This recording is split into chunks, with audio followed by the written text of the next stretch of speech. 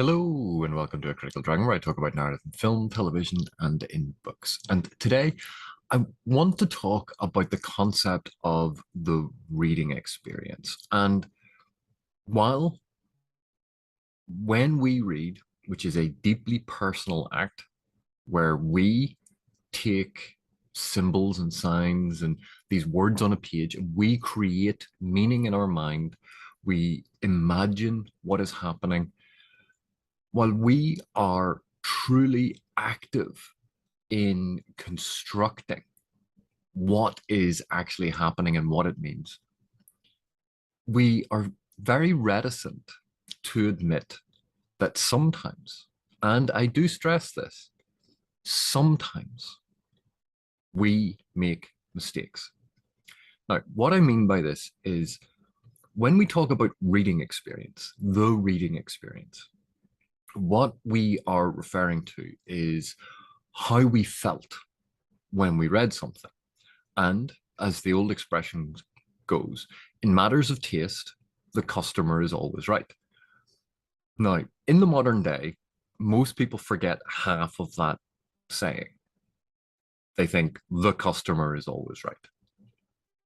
But really, it's in matters of taste, in matters of preference, in saying what it is that we enjoy, what we like, what we were engaged by. None of those things can be dictated to you by someone else. But that is not the same as saying that when we read, that our interpretation of the text is right. Sometimes. And the reason for this, we are all well aware that number one, we are human. Well, at least, I would imagine majority of us are human, but we are human and we are fallible. And when we read, our brains consciously or unconsciously will prioritize certain information, will focus on certain information, and will deprioritize other information. That other information we just don't retain. Added to that, our memories play tricks on us. We half remember things, we sort of remember things, we conflate things. And because of that, our interpretation of what is happening in the text is always going to be unique to us. There may be a huge and significant overlap with other people's interpretation, but when it comes down to it, our interpretation, our reading of the text is always going to be unique. And the larger the text, the longer the book, the more likely it is that there are going to be elements that differ from other people, just because of the sheer amount of detail involved. And I bring all of this up because we are fallible. We make mistakes. And we are aware of the concept of misreading, where we have misinterpreted something. Now, when we think of what does this scene mean, one of the things that could be taken into consideration is authorial intent, what the author meant the text to mean, meant the scene to mean. And I know it is very popular in the modern day to completely and utterly disregard that. The downside to disregarding what the author meant and saying, I don't have to concern myself with that, is that leaves just the text and our interpretation. That's it. You can't blame someone else. You can't push the mistake onto someone else. Because if you've disregarded authorial intent, then you can't talk about the author miscommunicating something to the reader. You've disregarded the author. If you're going to include the author into this consideration, yes, sometimes the author had an ambition, had an intent, and failed to fulfill that ambition or failed to communicate that intent. But it is also likely and also possible that as a reader, it is not an author problem. It is not a book problem. It is a reader problem that we have failed, that the failure is on our part. And the reason I suggest this, I'm going to use a very brief analogy here. A pitcher is throwing a ball or pitching a ball to a catcher, and the catcher doesn't catch it. Sometimes it will be the pitcher's fault. They threw the wrong ball. They signaled the wrong type of pitch that they were doing, that they threw it to the wrong place. They meant to throw it one way, they threw it a different way. There are all sorts of reasons why a pitcher could have made a mistake. But also, it is also possible and also probable that the catcher made a mistake because there are two people involved in this exchange. And therefore, the catcher could have been expecting the wrong type of pitch and was looking in the wrong direction. Or the catcher thought that they were prepared, thought that they knew what was going on, and ultimately they weren't. The catcher misread what type of pitch it was going to be, or thought that, yeah, I know how to catch a fastball, and the fastball was a little bit faster than they thought. In that analogy, if the pitcher is the author and the reader is the catcher, we can understand why in that scenario, in that physical scenario, yeah, it could be the pitcher, it could be the catcher. But when it comes to reading, when it comes to the discourse about reading a text and interpreting a text, we don't have the same objective evidence of something happening, because when we read, as I said, it is deeply personal. And because it's deeply personal, we don't have any way of checking whether or not our interpretation of the text is right. There's nothing to check it against until we start talking to other people, until we look at other people's interpretations and bring other people into this conversation and we run comparisons. But there, again, is no objective sort of test to say that their interpretation is better than ours. And that's why we talk a lot about having a valid reader's experience. Although, to be perfectly honest, if you use the term valid reading experience, you are also implying that some reading experiences are invalid. Now, what I would say about this is, as a reader, we create a deeply personal relationship with any text, whether we like it, whether we hate it, whether we rate it highly, whether we rate it poorly. And no one can ever gainsay that is how we felt about the text. However, people can say we have misread something. Now, that's not to say that that wasn't what you saw. When we read it, we have created this meaning, but we could have misread. That doesn't mean that we didn't see that thing, but we are mistaken in what we saw. And this creates not quite a paradox, but a slightly problematic issue. It is not to say that you cannot feel that way about it. However, if you have misread something, then it is important to grow as a reader, not only to admit that it is possible that you have misread something, but also to recognize when you have misread something. That is one of the big things that helps us all grow as readers, to improve. And the big thing about this is there isn't a single one of us ever in the history of humanity who is the perfect reader.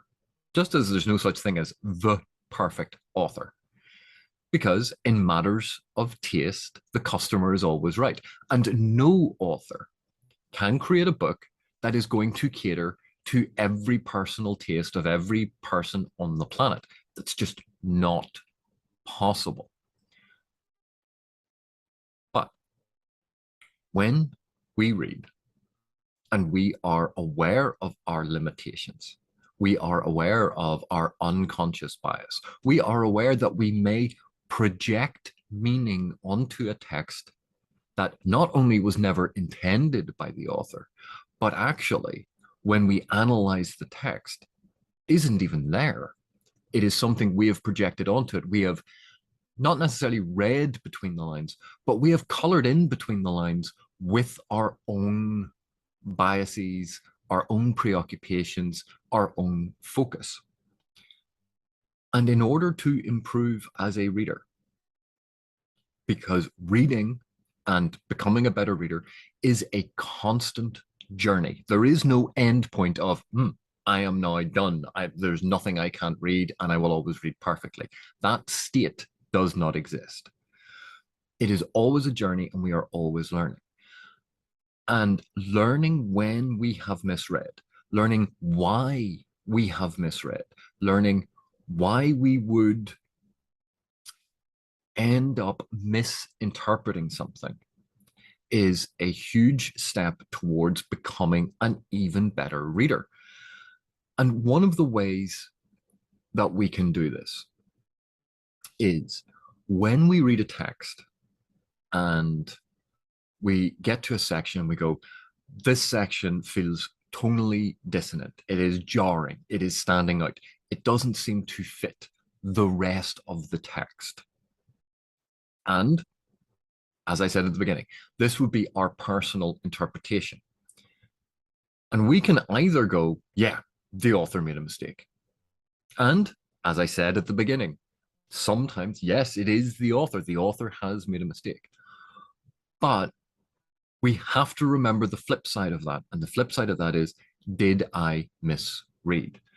And if a section, if a scene, if something about it stands out as jarring, as not fitting the rest of the narrative, not fitting the style of the narrative, not fitting the general approach that the author seems to have taken in all the other sections, if we read that and we go, this is jarring and it doesn't fit, it is entirely possible that we have misread that section. That is usually one of the big signs that we have misread something. Because usually authors are very careful to have everything fit, that things fit together. So if something is not fitting, and this is not to say that we didn't read it that way, that we didn't have that experience, but it's entirely possible that this is a signal that we have misread it. And because we can then stop, we can pause, we can think about it and go, did the author miscommunicate something? Did the author make a big mistake here? Or is it now possible that the author intended something else that would fit with the rest of the narrative, and for some reason, I have read it completely contrary to that, that I have read it in a completely different way? And again, no one is saying that that wasn't the way that you read it, that that wasn't what you experienced when you read it. But this is a potential learning moment to look back on that sequence and go, what would have to change about this sequence for it to fit with the rest of the narrative? Is there an obvious reinterpretation of this sequence that would make it fit?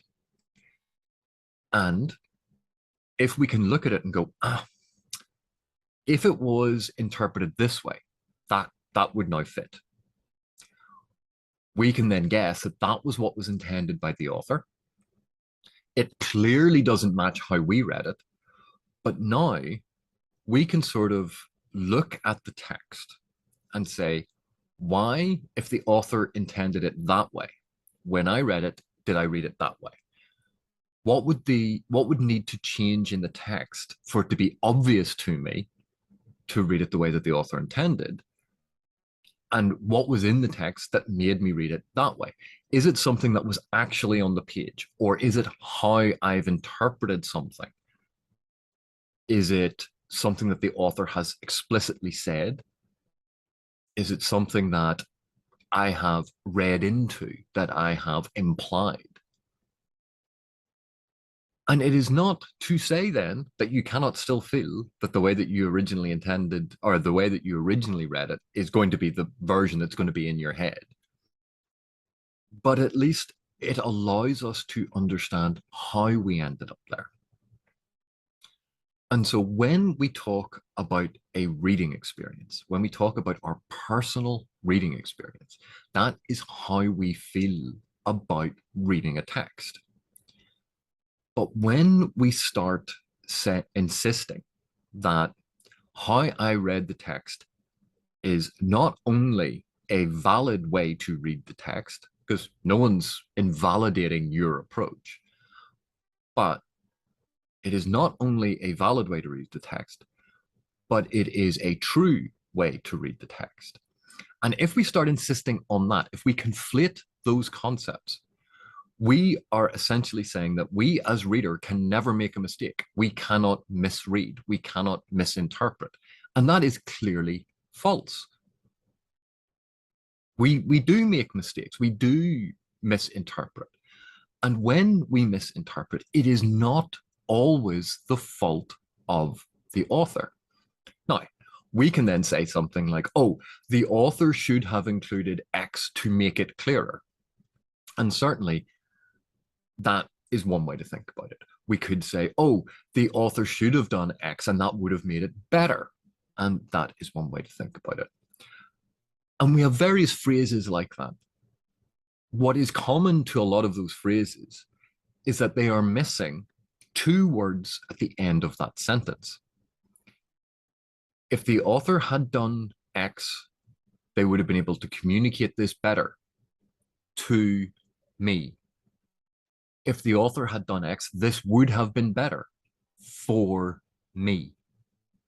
Because, and as we keep talking about it, as part of all of this discourse around books, as part of these communities that we are involved in, as part of the fandoms that we are part of, there are multiple ways to approach and read a text. And what works for us personally may not work for someone else. And therefore, insisting that an author should have done something because that would have made it better, what we generally mean by that is it would have made it better for us. And this is where I think people are blinded by the very concept of death of the author, regardless of their interpretation of that argument. No author can imagine the personal preferences and the things that are going to work for every single person who will ever read their book. And as soon as we realize this, as soon as we go, well, actually, yeah, that makes perfect sense. There's no way an author can predict when they write a book that the people reading it at that time are going to react specifically, because you can't imagine everyone. But then add in the dimension of, well, now that the book is published, it might be around for 10, 20, 50, 100, 200 years. Look at texts from 200 years ago, from 150 years ago, from 100 years ago. The different things implied in those, the different things taken for granted that this is how everyone thinks, are radically different to the things that we accept as everybody knows. No author 200 years ago could predict how we would read it now, because society has changed so radically. Our technology has changed. Our approach to storytelling has changed. The things that we like and dislike, they have changed. And no author 200 years ago can predict that. And when we say things like, oh, authors should make their texts easier to read, how do we know what is going to be easy to read in 20 years' time? How do we know how the education system is going to deal with levels of literacy? How do we know what the dominant or predominant or common or popular forms of narrative are going to be that people are going to be readily aware of and think of as the norm? We don't know that, and that's only 20 years from now. So expecting authors to be able to future-proof their books for readership, to guess what the trends are going to be in the future and write to that style, write to that level of education, that level of literacy, the social norms, the cultural norms, to write to all of those things, to make them easily accessible by everyone. That's impossible. And so we have to be aware that while an author has created a text, they cannot imagine every single possible reader at every single possible time that the book may be read. It's just not possible. We are also aware, and we should be aware, that popular forms of narrative change over time. They are not always the same. What is popular today, the style that is popular today, may not be the style that is popular in 5 years' time.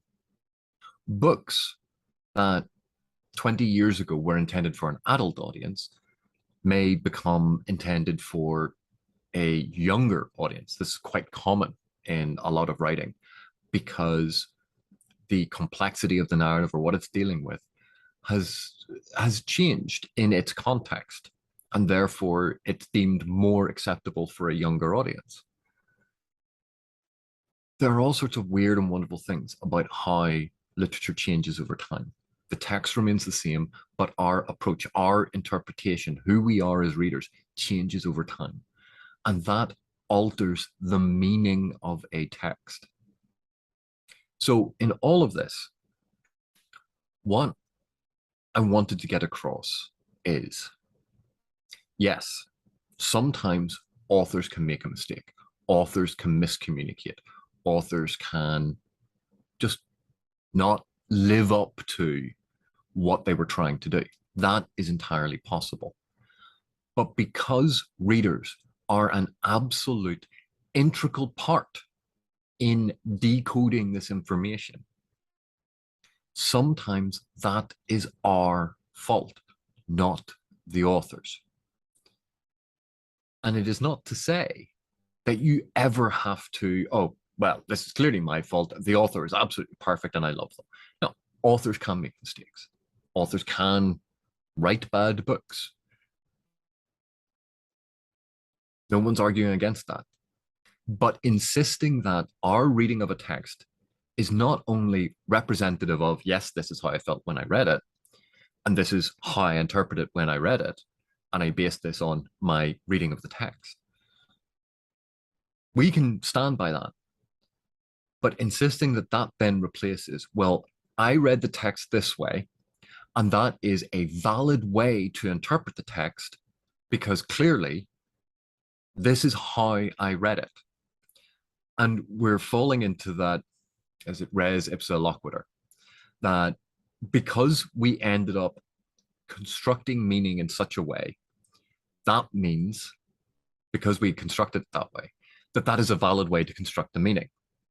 You go, well, that's not true, because it is discounting the fallibility of readers, discounting the fact that we can misunderstand, misinterpret, or even misread.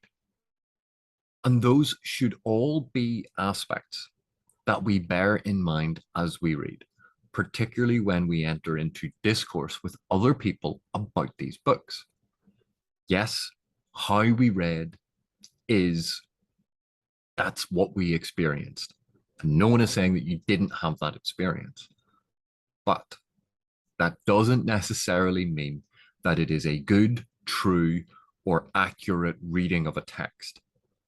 It is how we personally did it. It's the meaning that we personally got from it, but we could be wrong.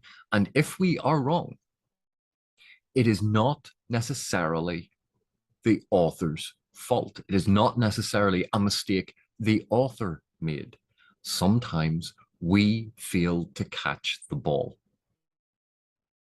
But anyway, thank you very much for watching. Thank you for your continued support, and I will see you in the next one.